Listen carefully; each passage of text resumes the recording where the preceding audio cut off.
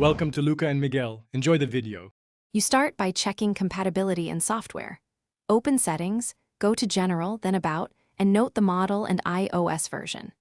If you see iOS 14 or later listed but you have an iPhone 7 Plus, be aware that backtap often requires newer hardware, so you may not find the feature. Once done, make sure to keep your device updated, and if backtap isn't available, move directly to enabling assistive touch as a practical alternative. Now you proceed to enable the feature or set a substitute.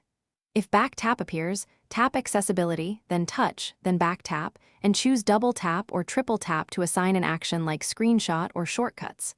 If back tap isn't present on your 7 Plus, open Accessibility, choose Touch, enable Assistive Touch, then assign double or triple tap actions to match the gestures you want. This gives you nearly the same convenience. Make sure assigned actions are easy to trigger, and test them immediately. Finish by testing and refining.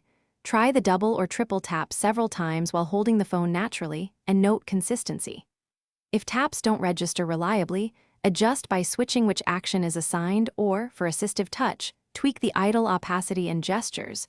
You can also create a simpler shortcut with a brief action. If problems persist, restart the phone and check for iOS updates because many gesture issues stem from software bugs. If nothing works, consider Apple support for hardware diagnostics. Thanks for watching and please subscribe. It's the best investment you'll ever make.